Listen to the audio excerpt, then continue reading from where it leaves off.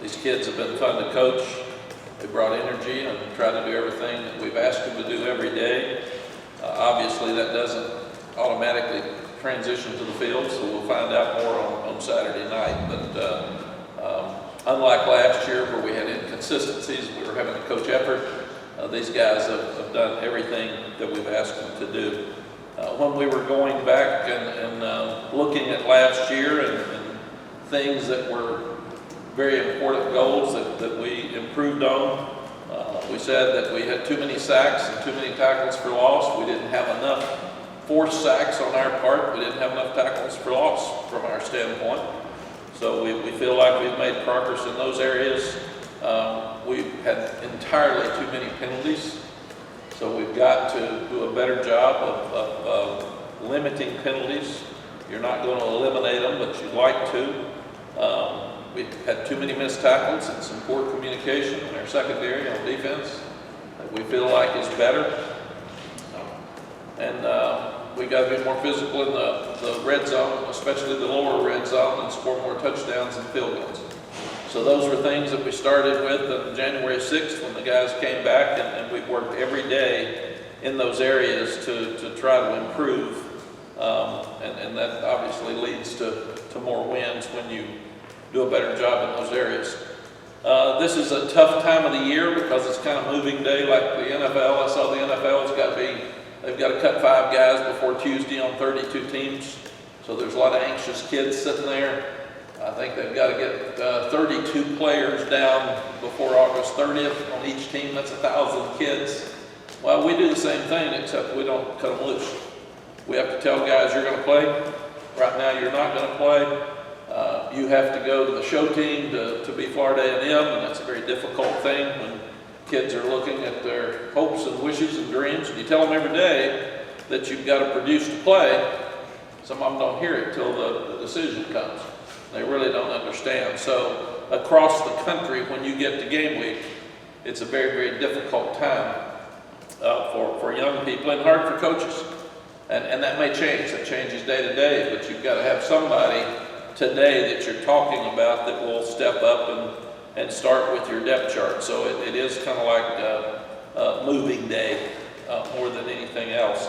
As far as the depth chart's concerned, that everybody gets excited about, we'll start with defense. And what we'll start with is we've talked for a year about the blue team. And the blue team is trying to get guys that we can put on the field at any time. And they are starters whether they walk out there first or not. So at nose guard, nose tackle, you've got Ray Bahasic and Kevin Hester. They're on the blue team.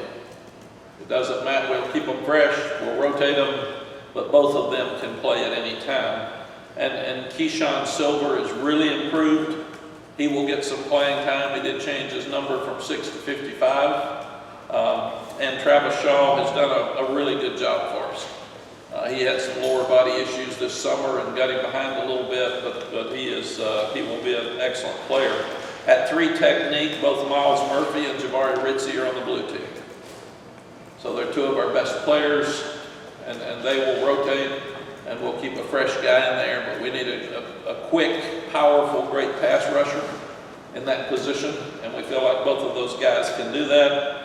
And KBJ, Kendrick Binkley-Jones is really improved, and he's getting stronger after his 3 operations, and he will be able to play some too. Those guys would be considered on the white team that you can put in, but you wouldn't have them in there at any time and not worry about who's in the game and the coordinators not be aware of it. Des Evans and Kamen Rucker are on the blue team at power end. And again, the one that walks out there first, it really doesn't matter. It is just not an issue for us because they've earned the right and we finally got some depth. Noah Taylor and Chris Collins are on the blue team at Jack. Both of them have earned the right. They've been around a long time. Noah being a grad transfer, he's a really good pass rusher. Chris has had an outstanding spring in camp. And Malachi Hambrick will be on the white team, and he'll have a special package that he'll go in with pass rushers. Because he led the state in pass rushing, had 51.5 sacks when he was in high school at Shelby, and he's shown that ability here. So he will play and will be in special packages. Right now, there's 3 linebackers on the blue team. That would be Powell Eccles and Sid Gray, who will walk out there first, and Ra Dilworth has worked himself into a blue team position, so he can play at any time. And we're really excited about Sebastian Cheeks. He just keeps getting better every day, and we feel like he can play in the game, and he's working himself toward being a blue team player. In the secondary, you've got Tony Grimes and Dante Balfour and Storm Duck as blue team corners. All 3 could go out there at any time. We're also very pleased with Marcus Allen. He's made a lot of progress as a true freshman. He didn't even get here till this summer, and we've been very impressed and think he will be a good player moving forward. Gio Biggers, Don Chapman, and Cam Kelly are all blue team safeties, so they can play at any time. And we're very impressed with Will Hardy. He came this summer, and he will be a guy that could go out with a white team like Marcus Allen and play, and we would not be afraid to put him on the field. DeAndre Boykin is that star. Storm Duck could play some star, and also they would both be blue team stars, and Obi Agbuna would be a white team star. We start looking at that area. Any questions with the defense? We good? Okay. Offensively, I have a question, Coach. I'm sorry? Cavazos, is it just not listed because of his injury status? Yes. He has not been able to practice for probably 10 days. So we're hoping he'll get well, but if he doesn't practice tomorrow, then it makes it very difficult to play on Saturday. Thanks. But and we thought he was good when we saw him play. We need him. We hope he'll get back. But at any time you have somebody out, like Antoine Green or like British Brooks or like Legend, it gives you a chance to get a Dante Belfar more snaps, and they have a chance to step up, and that's what we've got to do. We can't make excuses about injuries. We've got to have somebody else play. We've been here, this is going on our 4th year. We've had really 2.5 recruiting classes, so some of our best players are young. Last year's recruiting class was unbelievable, and a lot of those guys are going to play Saturday for the first time. They're young, but it is what it is. We can't get them older. Left tackle. Austin Richards has done really well. He will be the blue team left tackle. Travion Green would be a white team left tackle. Ed Montelis has had by far his best spring and fall since we've been here. We're really impressed with Ed. He's done a great job. He would be the blue team left guard. Caden Baker would be the white team left guard. Both centers, Corey Gaynor and Brian Anderson, would be blue team centers. Brian started here for 2.5 years. He was hurt quite a bit of last year. Corey Gaynor has been a huge addition. He's an outstanding leader. He's a big body. He's played really, really well, but he has added toughness to the offensive line, and we're very, very pleased with him. William Barnes will be on the blue team. He could play right guard or right tackle.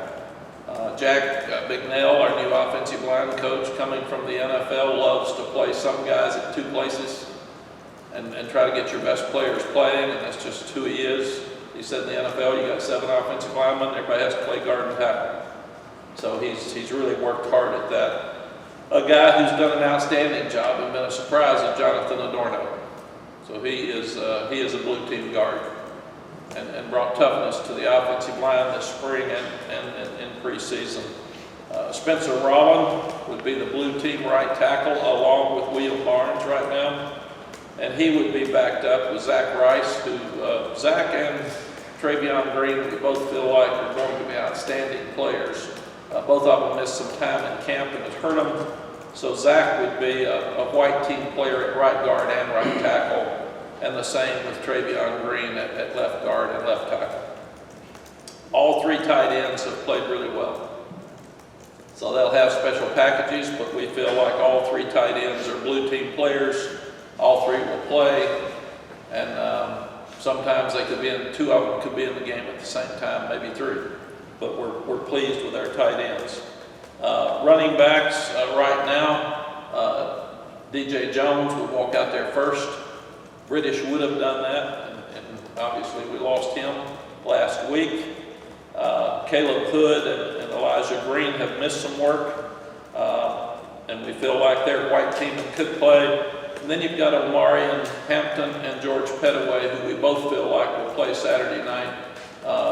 We'll just have to watch them closely this week and see how the game goes and when we would put them in. But DJ will walk out there first. J.J. Jones, Josh Downs, and Gavin Blackwell will be the three blue team receivers that will walk out there first. We feel like Kobe Pacehour has earned the right to be a blue team player. He's played at a number of different positions. And Justin Olson and Andre Green, Justin can play anywhere. He would be out there, and then we feel like Andre Green, like George Pettaway and Omarion Hampton, can play. He's had some outstanding plays. We're planning on him playing Saturday. We've just got to figure out how many plays that freshmen will be out there and play. At the quarterback position, Drake will walk out there first. We feel like that competition has been outstanding. Both could play. Drake has earned the right. I'm not going to get into why and what, because it's very close, and we're pleased with both of them. And both will play at some point during the year, because you've got inexperienced quarterbacks, you're going to need some. We could have helped Sam some and didn't have a backup ready to go in and help him at times when he was young. We do now. So we've got two really, really good quarterbacks, and both have been very impressive spring and preseason practice, and we're excited about both their futures. Right now, there's a competition for kicker, for field goal and extra point with Jonathan Kim and Noah Burnett. They compete every day. The one that has the best weeks, the one that's going to kick on Saturday. Jonathan Kim will kick off, and Ben Kieran right now would be the punter. Drew Little would be the snapper for the blue team. Josh Downs will be the punt returner for the blue team, and we still haven't made a decision on who would be the kickoff returners for the blue team. Any questions about the offense or the kicking game with depth chart? And we're telling you exactly what we told the team. I mean, this is what they heard yesterday in their meetings. You mentioned Jacoby Criswell will play some. Is it a deal where it's set, like he'll come in the fourth series or something like that, or is it just the feel of the game he'll play? It's a good question, CL. We're going to do whatever we need to do to win a game. That's it. We do not have a set when somebody comes in. We're working right now on getting that for the blue team. When would Ray Bahasic come out and Hester go in? Are they going to alternate every series? Is it going to be every 3 series? Because substituting on offense is easy, because you can do it anytime you want. Substituting on defense is really difficult. So a lot of times, if you're going to get a big guy in, you need to start him the first play of the series, because you may not be able to get him in if they're going tempo offense and have a 12-play drive. So we've got to really look at how to manage our big guys. Yes? Coach, do you feel like you saw a lot of chemistry from the wide receiver score to the quarterback? I feel like that was the most chemistry you saw between Drake and those guys, or was it just he threw the ball better? I'm not getting into any quarterback competition. We just felt like Drake should walk out there first. Both of them did really, really well. And there's just very little difference between the two. And again, if one quarterback is not moving the ball, we'll put the other one in. We've done that in the past. We just don't have a plan other than you're scoring touchdowns, you stay in. You're not, and it's not going to be 3 and out. We jerk him. We're going to give each one a chance, but if you're moving it, you stay in. If you're not, let the other guy have a chance. Mack, how did Jacoby take the news when you told him? I have all the assistant coaches tell the individual players.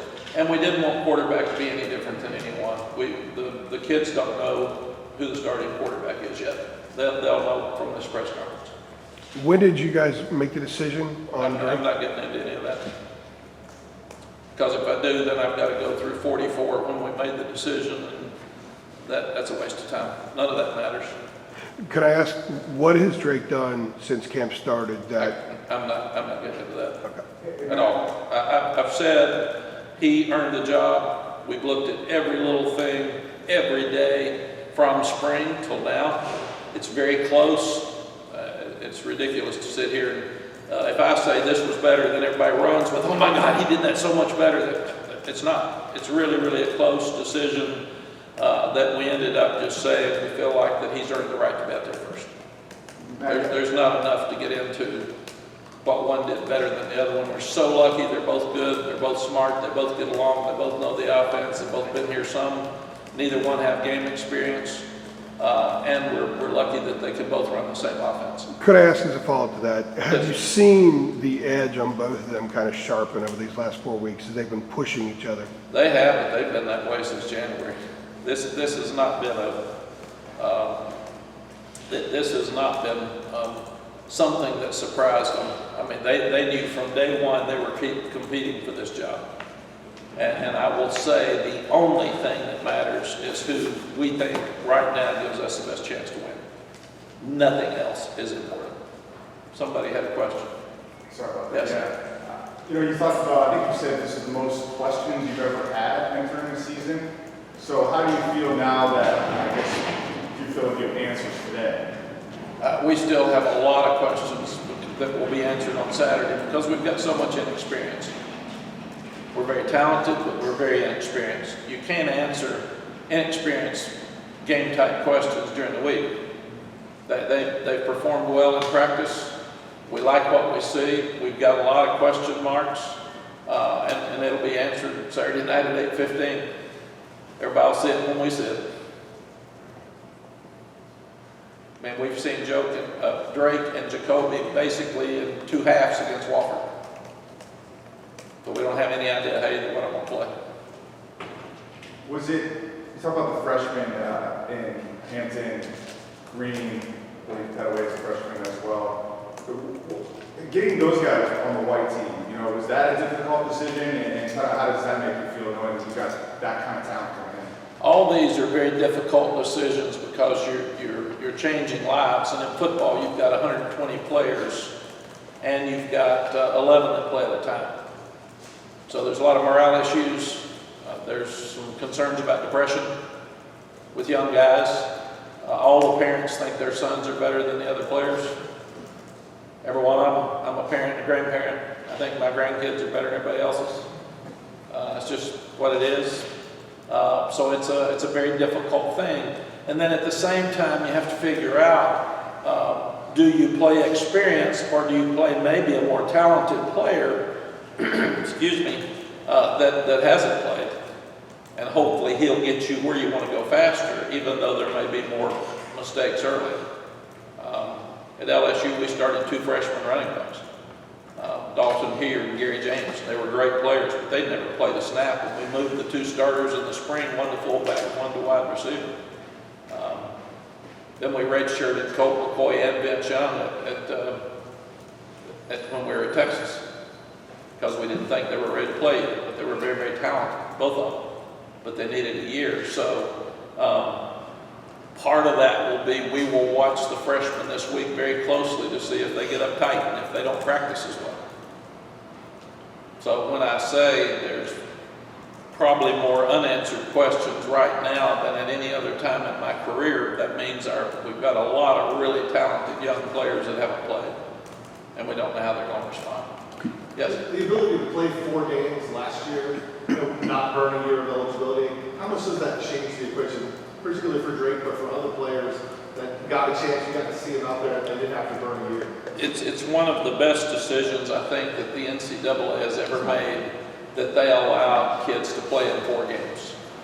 Because if you've got blowouts or like Wofford's game where Sam couldn't play, we could play both of the young quarterbacks and give them an opportunity to have game type experience.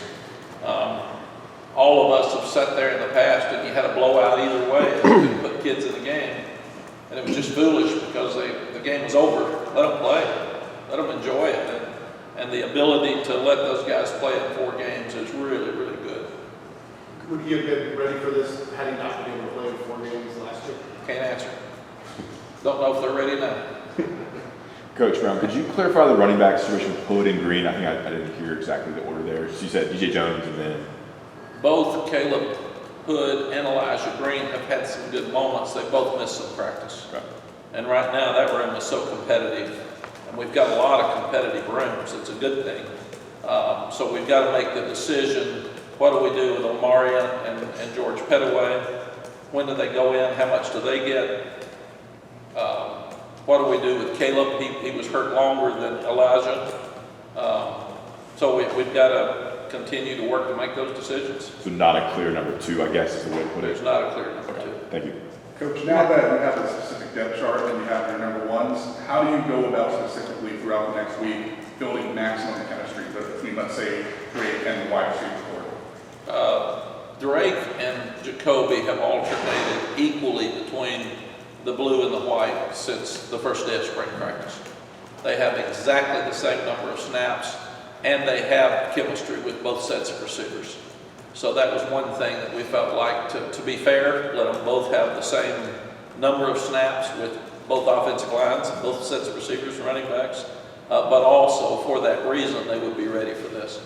Yes? Mack, since you've come back, Sam has been your quarterback since you've been back here. You know, as you have thought about this season and you're planning, you're thinking about it, just like what have you envisioned for that position now without him? Like, how do you think it's going to look? Do you think, it's certainly not going to be a mirror image of what he did, but like, what is your vision for what that position becomes in this offense now moving forward now that he's gone? I feel like both of these quarterbacks are really good. So that I'm not worried about the future of our quarterback room. There's 4 good players in that room right now. So I'm good. I think we're good. What we have to do is get the offense to lean toward who becomes the guy. And like we did Sam, there were certain things Sam did better than others. Last year we weren't protecting as well. We weren't as strong at wide receivers, so Sam became a runner.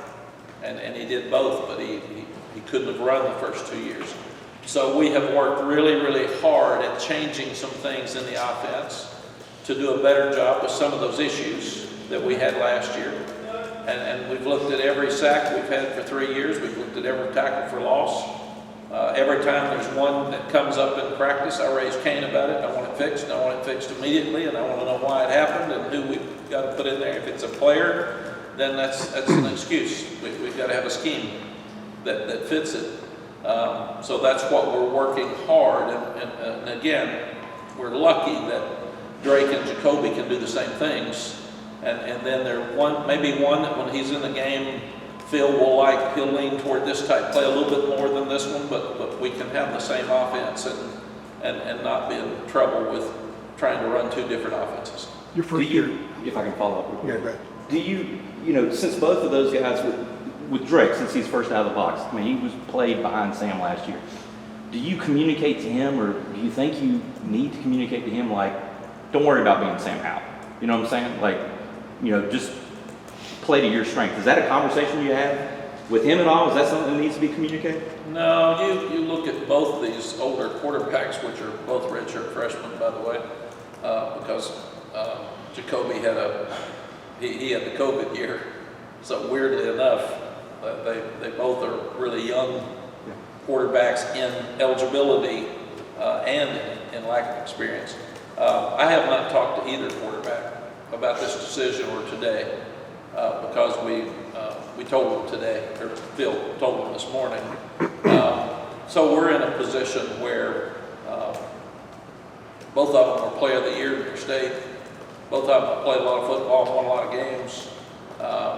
We have worked so hard on every little aspect of taking care of the ball, throwing to the right guys. We've worked so hard on situations, not turning the ball over, getting the ball out of your hands fast. In fact, I've stood out there with a microphone, and every time that they hold the ball, I've said, get it going, man. You're not being fair to your offensive line. Get it out of your hands. So those guys have had pressure from day one, and I feel like both of them are ready to play. If Drake decided today that he couldn't play Saturday, he had to go to a wedding or something, I would not mind putting Jacoby out there at all. I'd be ready. When you were here in 2019, I think there was one game in which maybe 18 or 19 guys got on the field on defense, got actual reps of the game. When you're going through the list of the depth chart now, it's a totally different situation for you. When you're going through those names yesterday and you're just kind of thinking about each one of those guys, does it kind of put into focus what you've been able to do building that side of the ball? And have you met your vision, what your vision was when you took over here in 2018 about where that side of the ball needed to be at this point? Yes, we have definitely met the vision with the front guys. We're too deep, and we're in a great position with those guys. We're really 3 deep. And Javari Ritzy could play power in today. He is a great player. He's not a good player. You look at Miles Murphy, he's going to be a high draft choice. And then we're a little thin at linebacker. I thought, and we've had a discussion, we're going to have to start playing more guys at each position so they won't transfer. That got us thin at wide receiver and it got us thin at linebacker. And the transfer portal can get you thin really fast. And at a place like ours where you can't take many transfers because they can't get in school, a lot of them, you're not able to replenish those positions as fast. So we're thin at linebacker, and I still feel like we're thin in the secondary. We're going to lose probably some of those safeties next year. They're older. We may lose a corner, so we're going to have to really do a good job of replenishing those guys and getting deeper there. Because you'd like to be at least 2 deep with really good players you could put in at any time. Because the injury situation across the country is you lose 3 guys and all of a sudden you don't have a good team anymore. And so it's our job to continue to recruit at a high level. And now we're in a position, Andrew, we don't have to recruit everybody. Everybody says, why didn't you take him? We don't need a defensive lineman. If we do, we get 1. But we don't need 3 like we did when we first got here. And Travis Shaw and Keyshawn Silver and Binkley Jones are all going to be good players. So we have to look at recruiting specific positions that we need.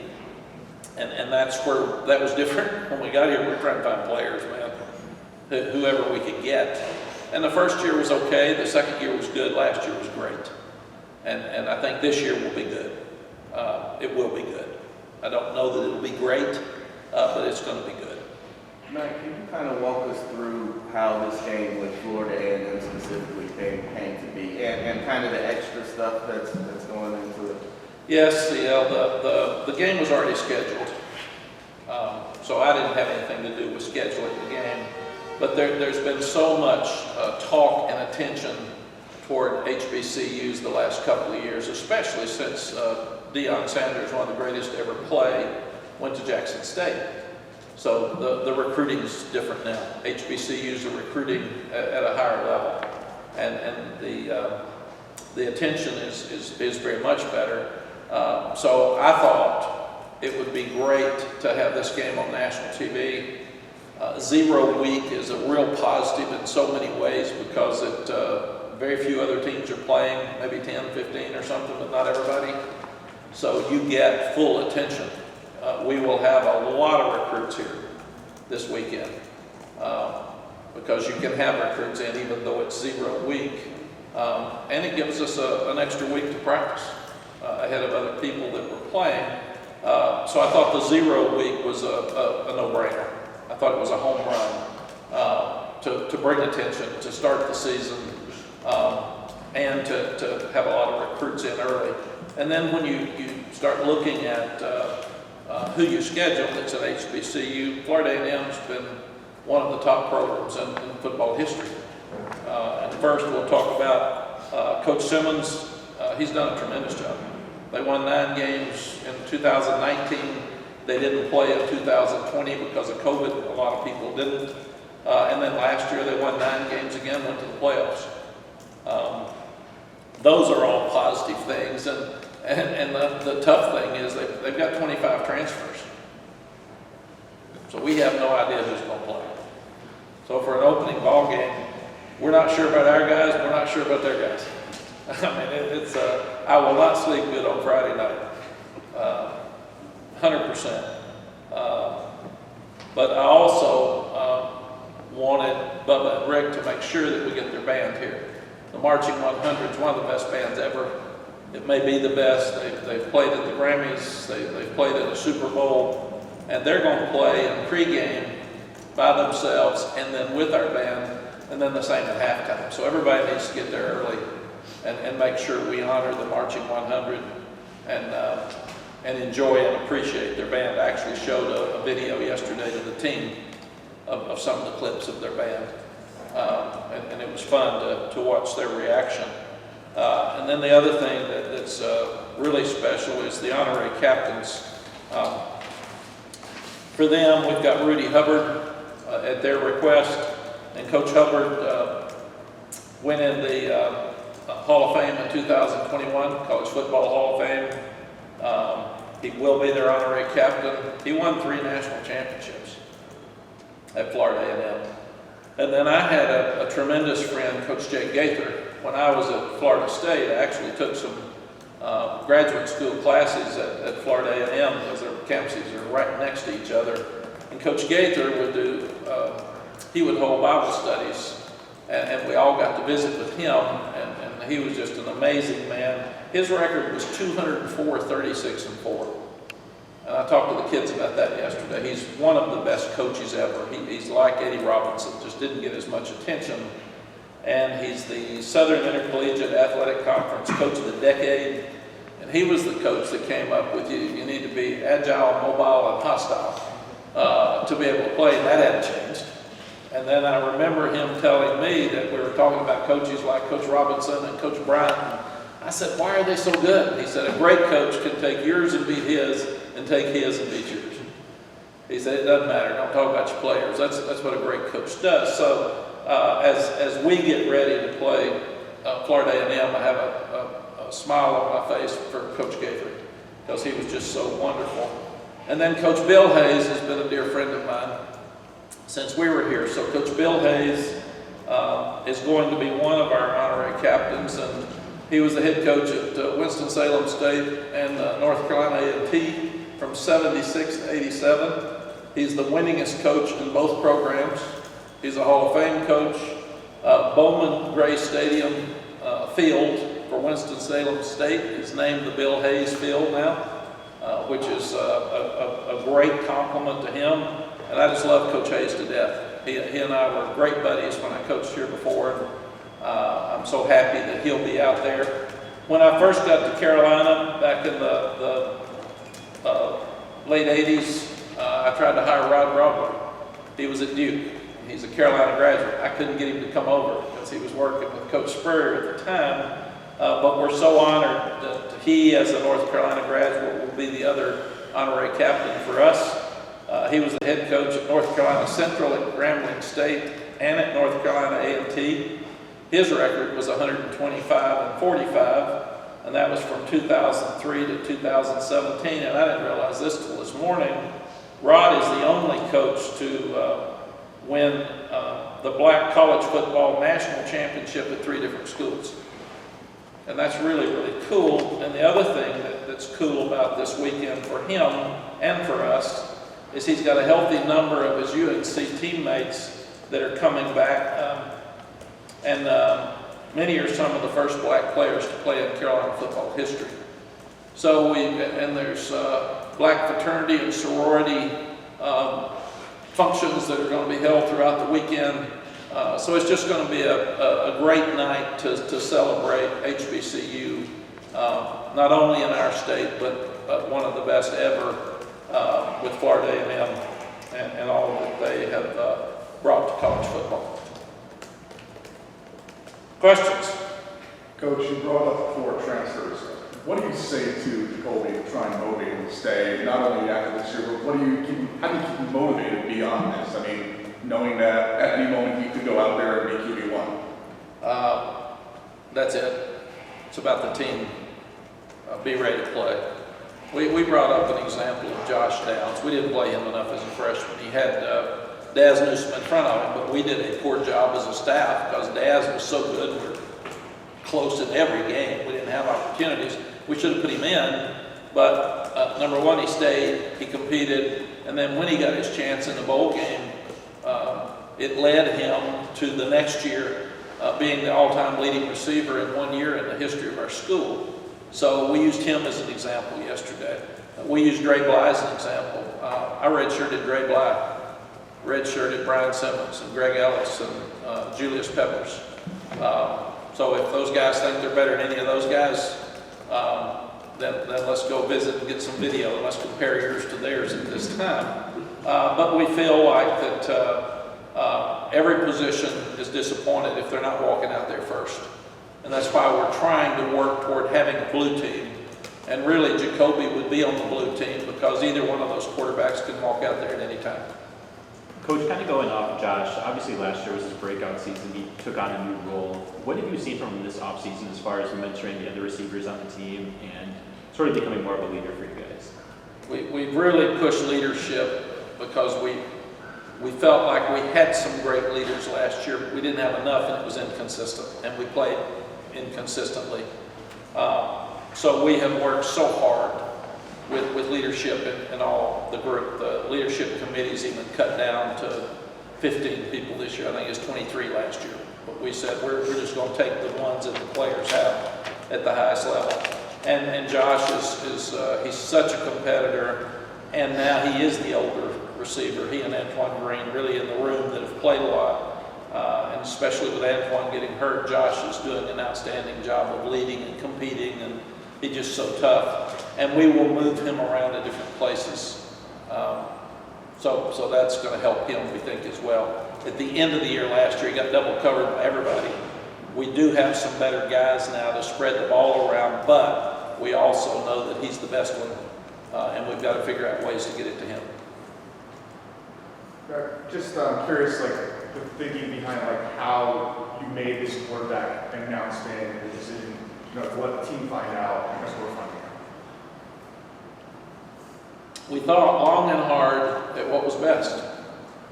And really and truly, we didn't announce the right tackle. We didn't announce the nose tackle. And if you're being fair as a team, and everybody's important, and everybody's got a role, then we didn't think it should be handled any differently. And the fact that if Drake didn't practice well this week, Jacoby practices better, then he'll start on Saturday. This is bigger to you all than it is us, because we compete every day. And that's everybody that gets announced today, and people will have opinions about, well, it's interesting. I've always thought it was funny that people that have never seen practice have an opinion that one's better than the other. And I thought, that I wish I could do that. I got way too much information. So if Jacoby practices better this week, then why even name the starter today? Well, because you all were anxious and you were nervous and you needed something. And very honestly, we did it with Sam because we felt like the guy that's going to walk out there first, we'll talk to you tomorrow, he needs to have a week to lead the team. It needs to be his team for this week. But if he doesn't practice well, you'll be talking to Jacoby on Wednesday. Or Thursday, whenever Jeremy's got it next. I mean, we have told these players we are not going to allow guys to walk out on the field in practice and not compete and not practice well and play on Saturday. You lose your job daily. And that's fair because we all live in that same world. We have to compete, we have to do a great job, and what a bad message from us. And I thought we did that some last year. I thought we had some guys that didn't compete all the time and we let them play. And that is changing in this program. We'll never do that again. Is some of this also kind of what you just started hitting on? You want a different edge, and you want the edge to be consistent. And if you don't announce anything early on, it keeps that edge with everybody. Absolutely. We've announced, but they know it. They've known this. They don't know the quarterback, but they've known who's been out there more. And the quarterbacks have been exactly the same. So that's probably the only one they didn't know today. But what we felt is that we're not going to talk about who we're playing anymore. because last year we played up or down to the level of competition. We're going to talk about creating a standard of excellence every day at practice, every day at school, every day in our lives, and that's going to help you when you get out, get more prepared for your job and being a husband and being a father and hopefully running your company, because we're going to teach you that now, and we're not going to let anybody walk on that field that's not ready to go. And we've said 3 things can happen. You're going to get embarrassed. If you walk out there and you're not ready to go, because we've got enough talent now, they will embarrass you. You're going to lose your job if you're not ready to go every morning, because we're not going to put up with it. And thirdly, you're more likely to get hurt if you're not prepared. So you need to be at that level, standard of excellence every day before you walk out on that field if you want to play. Mack, you said we've got to get the offense to lean toward who becomes the guy.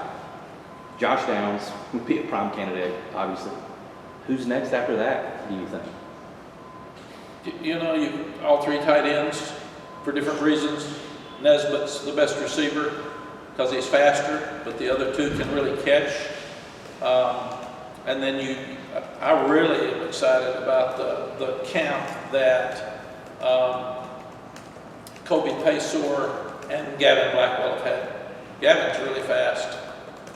Kobe's a very good player. J.J. Jones is big and strong. I think Dre Green at some point will be a potential superstar. He's big and fast. So how long will it take those guys to come? And then Caleb Hood's had some outstanding moments. He's just had trouble staying healthy. And we've told him we can't coach you if you can't stay healthy, because we're putting so much time and energy into somebody, and then you get hurt, and we've wasted all those snaps that somebody else could get. George Pettaway is really fast, and he has been here 15 days in the spring and this fall camp, so it's like you're really a second-year player when you go through spring. Omarion just got here, so he's really fast, big, strong. He's done some very impressive things. How fast can you get him ready to play when he's been here a month? I mean, so that's, and how will those guys respond when they walk out there? And we have talked long and hard about offense. Don't waste plays. Don't hand it or throw it to somebody that can't catch it and not going to do something when they didn't. Coach Switzer always told me when I was working for him, don't ever hand it to somebody or throw it to somebody that can't score when they touch it, because you're wasting the plays, you're wasting time. So we're really working hard at figuring out ways to get the best athletes the ball, period, and not waste plays with anything else. Is DJ, since DJ's, I guess, first out of the box at running back, has he been somewhat of a pleasant surprise this camp? Or, I mean, how would you describe what you've seen out of him? DJ's been good since he's been here. He's smart, he can protect, he can catch, he's real fast. He's doing a better job running up inside behind his pads, because really, the great running backs get half of their yards after contact. I mean, it's just who they are. And so that's how we're grading them. And that's where a big, strong back has some advantages, because we don't want to come up second and 8 when you hand it off to them. If you don't block anybody, get 5. And that's just who we are. DJ's problem has been he has been hurt in the past. So he's had trouble staying out there like Caleb. So we're so lucky at that position that we had 6 that all could play. Every one of them could play. And they're all good. Will some leave with the transfer portal? Who knows? I mean, that's a new world for all of us. We didn't sign a running back this year. We didn't need one. We've got 6 really good ones. So people said, why didn't you sign one? You always got to have a running back. Not if you got 6. We're going to play 3. So, and the good thing about British is he's got my card now. So I don't have a card anymore. And he drives it around at practice. He's got his old legs stuck out with his cast. And he's coaching them. He's just zipping it around. So it'll help me lose weight because I'll walk more, and it'll help him get around. But we lost so much with his leadership. He was a great leader, not a good leader. And he has come right back out there and gone right back to work, and he was coaching them hard yesterday. So that hopefully we will still have his leadership and still have the ability of running back to still have other great players. Yes? Coach, kind of moving towards the defensive side of the ball, one name that you mentioned earlier was Storm Duck, who's obviously missed the past couple of years, due to injuries. What is it like for you as a coach to be able to sort of plug in a player of his caliber now that he's healthy in that defensive lineup? It sounds harsh, but with all of the guys who have been hurt, we've told them, I was a guy who stayed hurt, and I've had 8 knee operations, and 2 of them were knee replacements, so I got it. I was in the training room a lot, and I've told them that if you're hurt all the time, we can't plan on you playing. So Storm is a great player, and he's an outstanding person, and he's smart. Can he stay healthy? And that's hopefully he can. If he can, we're a better team because we need him on the field. The reason he's not walking out there first Saturday is because Dante's had every snap. I mean, he's worked really, really hard. So again, we're sending a message that you that are working every day and staying healthy have a better chance to get out there before the others. Anything else? Yes? When you have a quarterback battle that close, do you worry at all that the team has developed, hey, we think it should be the other guy, or we think it should be this guy? How do you make sure that the team buys into the decision that you made when it's that close? We have talked a lot about trust with our team. And I've been doing this longer than any of them. I checked their resumes.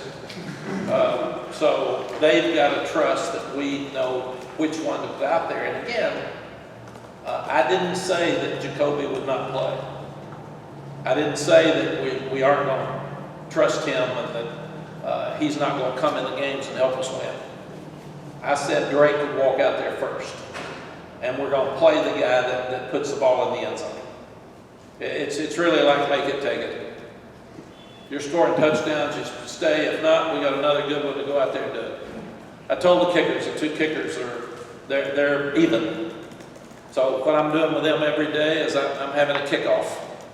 And I mean that Phil Mickelson told me one time he made 100 3-foot putts before he quit every day. And I wondered why I missed 3-foot putts and he makes them. And he said, if I'm at 79 and I shove a putt, I start over.